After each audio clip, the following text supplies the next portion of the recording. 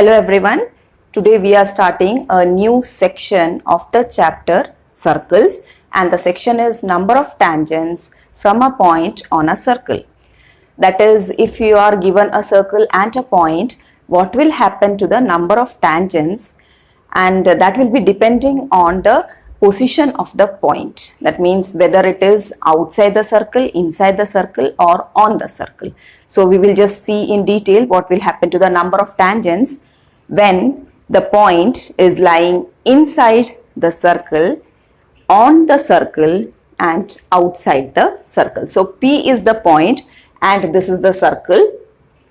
So in the first case, we are dealing with the point which is inside the circle. Now when it is inside the circle, you can see that you cannot draw a tangent to the circle. That means it will, that is the line which is passing through it to the point, will intersect the circle at 2 points. That means it is a secant, not a tangent. So you cannot get any tangent, or you can say there is no tangent which can be formed when the point is inside the circle. Now for the second case, you can see the point is taken on the circle. When the point is on the circle, you can draw exactly one tangent passing through the point on the circle. Okay? And the third case is if you have the point to be outside the circle. So you can see P is outside the circle and you can draw exactly two tangents from the point onto the circle passing through the point. Okay? So these are the three cases. In first case, you can say that the number of tangents is 0. That is no tangent when the point is inside the circle. Now in the second case, when the point is on the circle, you can have one tangent, and when the point is outside the circle, you can have exactly two tangents. Okay? Now the length of the segment from the point P to the point of contact of the line, that is this tangent and the circle, that is your T1, this length is known as length of tangent. That is here PT1 and PT2 both are known as length of the tangent. Okay, so from the point of contact to this point P is known as the length of the tangent. And now we are studying a theorem in which we will say that the length, that is PT1 and PT2, will be equal. That is, these two tangents will have the same length.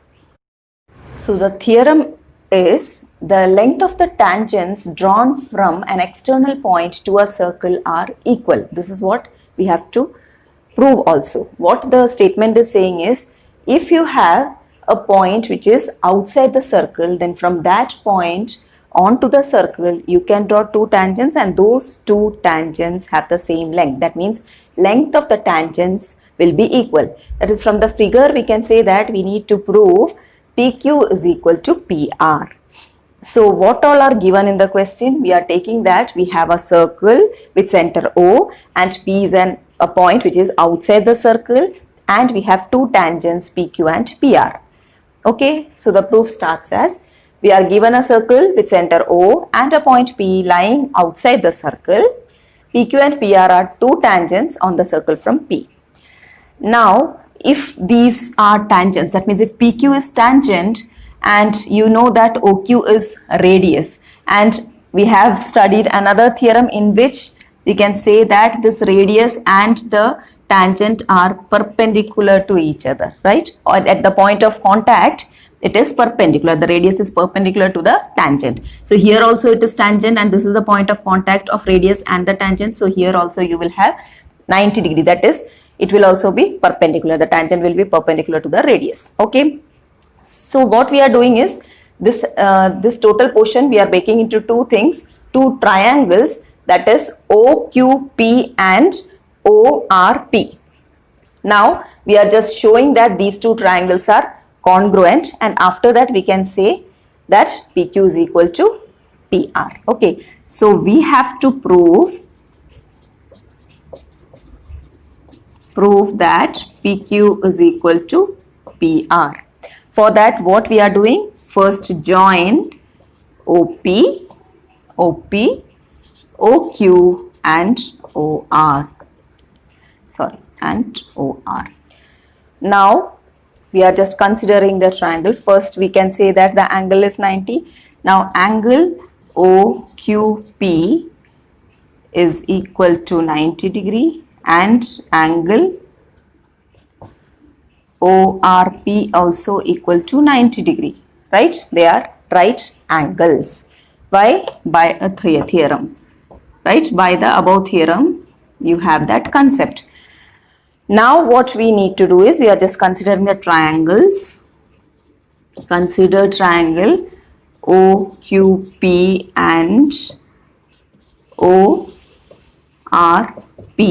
You can say consider the right triangles because they are already right angled at Q and R. Okay, consider right triangles OQP and ORP.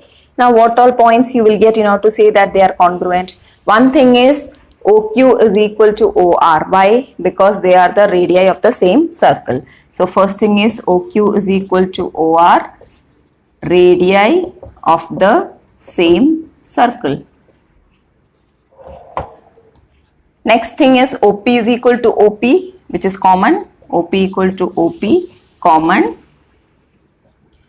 Then the thing we have got already is angle OQP is equal to angle ORP.